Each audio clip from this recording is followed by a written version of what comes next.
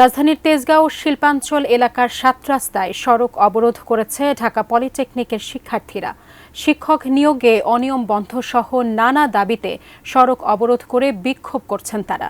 সেখান থেকে আন্দোলনের সবশেষ পরিস্থিতি জানিয়েছেন আমাদের সহকর্মী মাহফুজা মোসলেহি। রাজধানীর ৭ রাস্তার এই মোড়ে সকাল থেকেই আমরা দেখছি পলিটেকনিকের স্টুডেন্টরা তাদের বিক্ষোভ চালিয়ে যাচ্ছে ৬ দফা দাবিতে।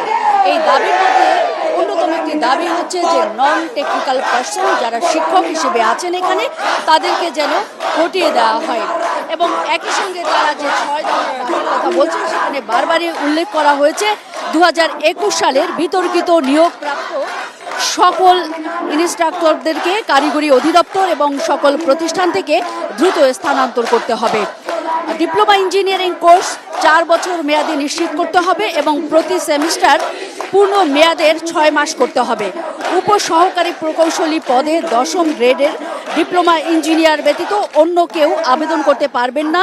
উপসহকারী প্রকৌশলী ও সমমান পদ ডিপ্লোমা ইঞ্জিনিয়ারদের জন্য সংরক্ষিত রাখতে হবে। কারিগরি শিক্ষা বোর্ড সংস্কার করে কারিগরি সেক্টর পরিচালনায় কারিগরি শিক্ষা বহির্ভূত কোনো জনবল থাকতে পারবে না, এমন দাবিও তারা জানিয়েছেন। দাবি অন্য যে দুটি রয়েছে তার মধ্যে আমি যদি বলি, কারিগরি শিক্ষা অধিদপ্তরের বিতর্কিত নিয়োগ বিধিমালা সংশোধন করে সকল শূন্য পদে অবিলম্বে কারিগরি জনবল নিয়োগের মাধ্যমে তারা শিক্ষক সংকট দূর করতে আহ্বান জানিয়েছেন।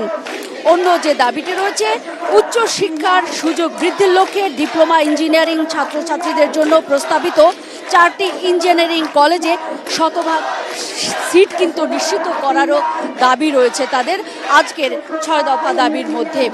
আমরা কিছুক্ষণ আগেই আন্দোলনকারীদের সঙ্গে কথা বলে যেটি জেনেছি, তারা বারবারই বলছেন এই দাবি অবিলম্বে মেনে নিতে হবে সরকারকে।